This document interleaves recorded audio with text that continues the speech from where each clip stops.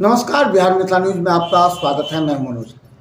देखिए, कन्हैया कुमार का बिहार दौरा निश्चित तौर पर राष्ट्रीय जनता दल पर दबाव को लेकर के है। राष्ट्रीय जनता दल ने कांग्रेस को जब हाशिए पर रखने का प्रयास किया, पिछली लोकसभा में मात्र 6 सीट दे करके कांग्रेस को बता दिया कि अब आपका वोट बैंक नहीं है, आप राजद के सहारे हैं। इसे लेकर के अब कांग्रेस के केंद्रीय नेतृत्व ने कन्हैया कुमार को बिहार के विभिन्न क्षेत्रों में दौरा करने के लिए कहा, ताकि दबाव राष्ट्रीय जनता दल पर और लालू प्रसाद यादव पर। कहा जाता है पहले दौरे के बाद कन्हैया कुमार को वापस बुला लिया गया था लालू प्रसाद यादव के कहने पर, लेकिन फिर कांग्रेस कार्यकर्ता नेताओं की मांग पर कन्हैया कुमार फिर आज दरभंगा पहुंचे। दरभंगा के पंडासरा गुमटी से लेकर के उन्होंने बाजार समिति तक पद यात्रा की। प्रेस कॉन्फ्रेंस करते हुए उन्होंने बताया कि सरकार पलायन रोकने में नाकामयाब है। उनका नारा है पलायन रोको रोजगार दो। इसके साथ ही उन्होंने ये भी आरोप लगाया कि हर मोर्चे पर केंद्र सरकार विफल है। आज कन्हैया कुमार के साथ बड़ी संख्या में लोग पहुंचे थे। हम बता दें कि सबसे पहले कन्हैया कुमार प्रेस कॉन्फ्रेंस के क्रम में उन्होंने किस तरह आरोप केंद्रीय सरकार पर लगाए, लेकिन बचते रहे राष्ट्रीय जनता दल और महागठबंधन। प्रदेश नेतृत्व के द्वारा, जिला नेतृत्व के द्वारा ये कार्यक्रम तय है। हमको जिला नेतृत्व के द्वारा फरमान मिला कि कन्हैया जी पद यात्रा में निकल रहे हैं पंडासराय रूट से। रास्ते में ही मेरा आवास पड़ता है। सबसे पहले कांग्रेस कार्यालय में झंडोत्तोलन करने के उपरांत सारे नेतागण गुमटी से पैदल यात्रा करेंगे। तो बीच रास्ते में ही मेरा घर है, तो मेरा कर्तव्य बनता है कि उन लोगों का स्वागत करना, उन्हें सम्मानित करना, ये मेरा कर्तव्य बनता है। इसीलिए उद्देश्य है युवाओं के पलायन को रोकना। युवा जो जत्था ट्रेन भर भर के दूसरे स्टेट में और दूसरे जगह जा रहे हैं रोजगार ढूंढने, और यहाँ परिवार को छोड़ के, बाल बच्चे को छोड़ के पलायन कर रहे हैं, उनका उद्देश्य है, कांग्रेस नेतृत्व का उद्देश्य है, राहुल जी का उद्देश्य है, माननीय हमारे आदरणीय सोनिया जी का उद्देश्य है, प्रियंका जी का उद्देश्य है, मदन मोहन झा जी का उद्देश्य है कि पलायन रुके। उसी का नेतृत्व कन्हैया जी कर रहे हैं पद यात्रा के रूप में। यात्रा के लिए निकले हैं, उस पे आप लोग ध्यान दें और उस बात का प्रचार प्रसार करें। ये यात्रा हम लोगों ने किस लिए निकाला है? ये यात्रा बिहार वासियों को जगाने के लिए लगाया गया है कि बिहार में बेरोजगारी है और पलायन हो रहा है। दूसरे राज्य में लोग जा रहे हैं, वहाँ काम कर रहे हैं, यहाँ काम करने का कोई स्रोत पैदा नहीं किया है। 20 साल के अंदर नीतीश सरकार ने कोई ऐसा काम नहीं किया है जो जन भावना को प्रेरित करे। आज हम लोगों को दरभंगा जिला में, बिहार में जो पलायन रोको और नौकरी दो, ये हमको उद्देश्य में लेके जो हमारा पद यात्रा कार्यक्रम आज हमारे कन्हैया जी के नेतृत्व में हो रहा है। इसका मूल उद्देश्य है कि बिहार जैसे राज्य में एनडीए तोड़ प्रयास कर रही है। जो हमारे पुराने वोटर थे वो विक्षुब्ध हो चुके हैं डपोर संघी की आवाजों के चलते। डपोर संघी भाजपा सरकार, नीतीश का सरकार जो पगला सरकार है, वो इतना हवा देता है, वो हवा के चलते वो वोटर सब वहाँ कन्वर्ट हो चुका है। लेकिन यहाँ सबसे बड़ी मुद्दा है बेरोजगारी और महंगाई। जो बेरोजगार नौजवान है, नेता बिहार का बेटा मिथिलांचल का लाल कन्हैया कुमार जी का दरभंगा के पावन भूमि पर आगमन है और उनके पूरे बिहार में पदयात्रा चल रहा है। पदयात्रा का जो स्लोगन है पलायन रोको, नौकरी बिहार में पाओ।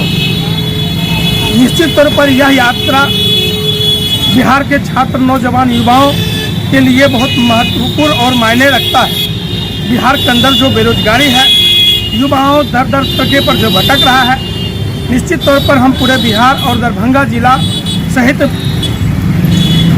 टप्पे के युवाओं से आग्रह करना चाहेंगे, अपील करना चाहेंगे कि इस पद यात्रा तो आपके चैनल को हम धन्यवाद देते हैं कि आपके माध्यम से ही हम जन जन को ये आगाह करना चाहते हैं कि कांग्रेस, भारतीय राष्ट्रीय कांग्रेस जो है वो भारत की आत्मा है और इसको जीवित रखने के लिए हम सारे जो दायित्वपूर्ण नागरिक हैं उनका कर्तव्य होता है कि इससे जुड़ें और कांग्रेस को और मजबूत करें।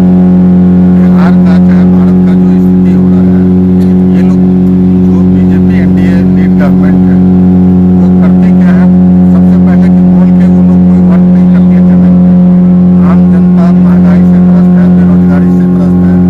आप देखिए शिक्षा को देखिए, डबल संख्या हो गया शिक्षा, कहीं पे कोई शिक्षा का हमारा। हम लोग, हमारी Congress party door to door प्रत्येक पंचायत में पद यात्रा के माध्यम से, नुक्कड़ सभा के माध्यम से,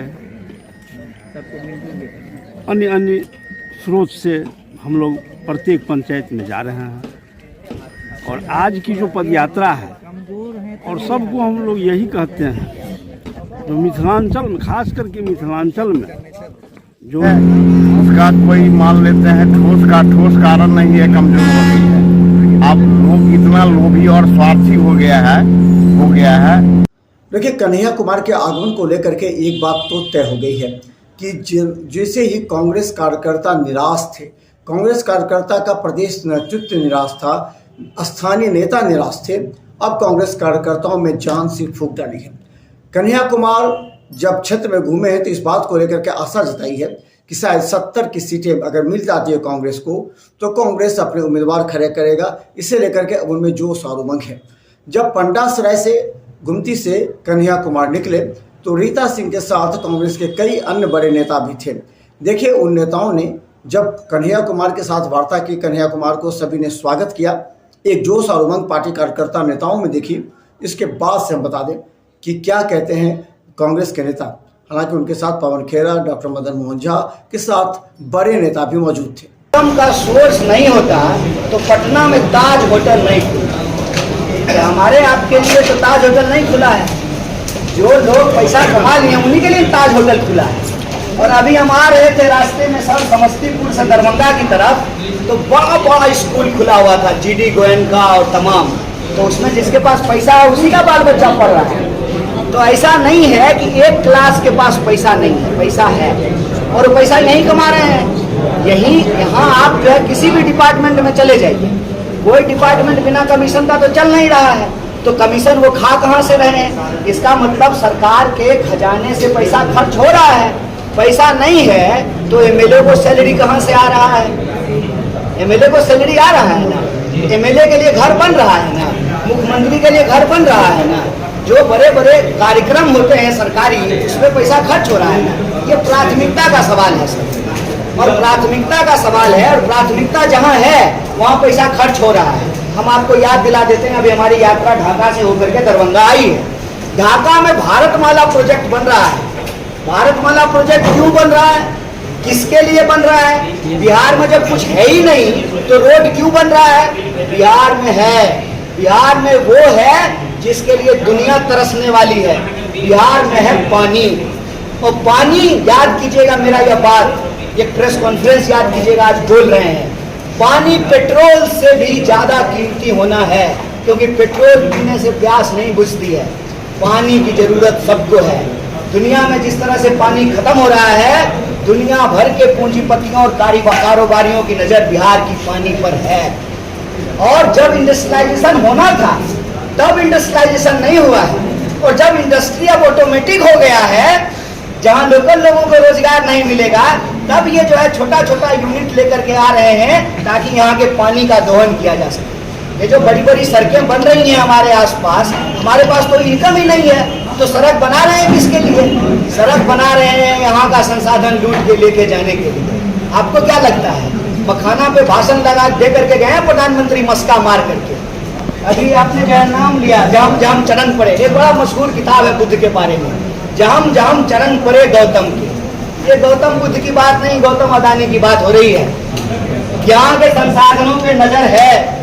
मैं चुनाव की बात नहीं कर रहा हूँ, चुनाव होगा तो इस पे बोलेंगे और एकदम धमक के साथ बोलेंगे। एन केन प्रकारेण साम दाम दंड भेद बीजेपी चाहती है उसका मुख्यमंत्री बने, और बीजेपी एक ऐसा मुद्दा उठा रहे हैं जिस मुद्दे को मुझे लगता है हर राजनीतिक दल को आज नहीं तो कल उठाना पड़ेगा।